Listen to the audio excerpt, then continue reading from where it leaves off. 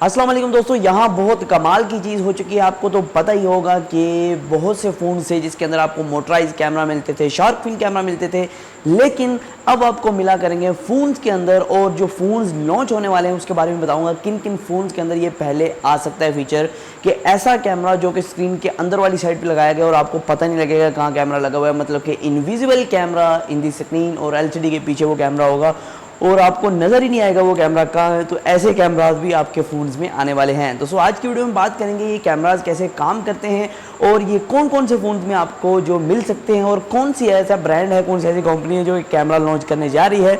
तो स्टार्ट करते हैं वीडियो को और जान लेते हैं मुकम्मल डिटेल से।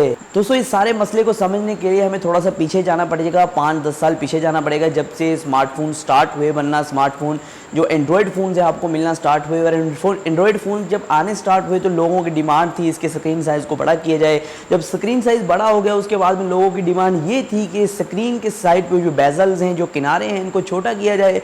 छोटे करते करते हम नोचेस पे आ गए कि नोच देनी है फ़ोन के अंदर, एक कट देना है और कट के बाद हम आगे वाटर ड्रॉप नोच पे, उसके बाद हम आगे पॉपअप सेल्फी कैमराज पर और शार्क फिन कैमराज पर और ऐसे ऐसे फ्लिप आउट कैमराज, ऐसे ऐसे मैकेनिज्म का यूज़ किया गया जिससे आपको फुल्ली बेजलेस स्क्रीन दे पाएँ। लेकिन दोस्तों ये एक मुकम्मल हल नहीं था, क्योंकि जो पॉपअप सेल्फी कैमराज होते हैं मोटराइज मैकेनिज्म के काम करते हैं और जो स्लाइडिंग कैमराज उसके अंदर भी एक मैकेनिज्म काम करता है जो कि ख़राब होने का बहुत ज़्यादा खर्चा होता है, जल्दी ख़राब हो जाते हैं। तो इस वजह से इसका हल कोई निकालने के लिए बहुत सी कंपनीज लगी हुई थी, जुड़ी हुई थी कि हम कोई इसका हल निकालें, कोई इसका ऐसा हल निकालें जो कि हल ही हल हो, उसके अलावा कोई हल ना हो। और यहाँ दोस्तों ओप्पो और शाओमी ने यहाँ इंट्रोड्यूस करवा दी है एक टेक्नोलॉजी जो कि अंडर डिस्प्ले कैमरा के नाम से है। और यहाँ दोस्तों ये कैमरा आपके डिस्प्ले के पीछे वाली साइड पे लगा होगा और ये कैमरा वर्क करेगा डिस्प्ले के पीछे वाली साइड से। या उन्होंने प्रोटोटाइप शो किया है जिसके अंदर बताया गया है कि कैमरा कैसे वर्क करेगा और कैसी आपको क्वालिटी प्रोवाइड करेगा। यहाँ दोस्तों शाओमी का जो प्रोटोटाइप है वो आप देख सकते हैं स्क्रीन के ऊपर, और यहाँ दोस्तों आप देख सकते हैं जो ओप्पो ने प्रोटोटाइप दिया है, जो शाओमी का प्रोटोटाइप है वो ज़्यादा बेहतर लग रहा है ओप्पो से। तो जो शाओमी ने यहाँ प्रोटोटाइप दिखाया है वो Mi 9 था। Mi 9 फ़ोन के अंदर इंप्लीमेंट करके बताया गया है कैसे ये वर्क करेगा। तो अभी यही कहा जा रहा है कि Mi 9 के अंदर ये टेक्नोलॉजी आपको देखने को मिल सकती है।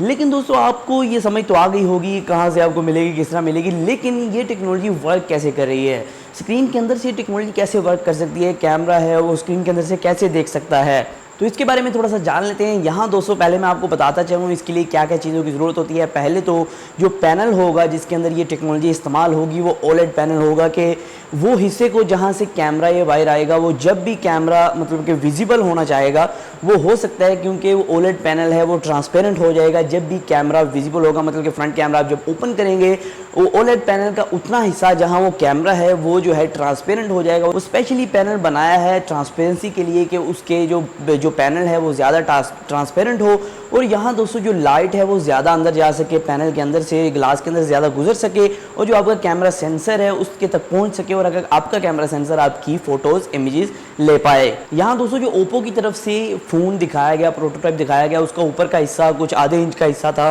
उसको जो है ट्रांसपेरेंट पैनल कहा गया। मतलब कि वो ओलेड पैनल था, जब वो कैमरा फ्रंट कैमरा ऑन करते थे वो ब्लैक हो जाता था क्योंकि वो ट्रांसपेरेंट हो जाता था, वो स्क्रीन नहीं चलती तब, और वहाँ आपको जो है कैमरा दिखता था। कैमरा नज़र नहीं आता था, आप देख नहीं सकते कैमरा क्योंकि कैमरा जो है डिस्प्ले के पीछे था, ग्लास के पीछे था, तो इस वजह से आपको ब्लैक ब्लैक दिखता है वहाँ से और वहाँ से कैमरा है आपकी फ़ोटोज़ ले पाता है। और जब आप कैमरा को बंद कर देते हैं दोस्तों बाकी आपका जो डिस्प्ले है पूरा शो होना शुरू हो जाता है, आप फुल्ली बेजलेस डिस्प्ले एंजॉय कर पाते हैं। दोस्तों यहाँ शाओमी की तरफ से जो प्रोटोटाइप दिखाया गया है इसके अंदर 20 मेगापिक्सल के सेंसर का इस्तेमाल किया गया और दिखाया गया कि 20 मेगापिक्सल का जो कैमरा है वो आपको कैसा रिजल्ट प्रोवाइड कर सकता है। अगर आप बात करते हैं अंडर डिस्प्ले कैमरा की, तो अंडर डिस्प्ले फिंगरप्रिंट स्कैनर के बाद अंडर डिस्प्ले कैमरा की, तो वो आपको कैसा रिजल्ट प्रोवाइड कर सकता है। वीडियो के अंदर आप देख सकते हैं कैसी आपको इमेजेस प्रोवाइड कर रहा है अंडर डिस्प्ले कैमरा। और यहाँ दोस्तों ये जो है किसी भी ह्यूमन आई के लिए विजिबल नहीं है। अगर आप इसके ऊपर थोड़ी सी लाइट मारते हैं, कई आपको प्रोटोटाइप्स में दिखाया गया, मतलब कि आप बहुत सी लाइट इसके ऊपर मारते हैं तो फिर अंदर आपको जो कैमरा है वो नज़र आता है, उसके अलावा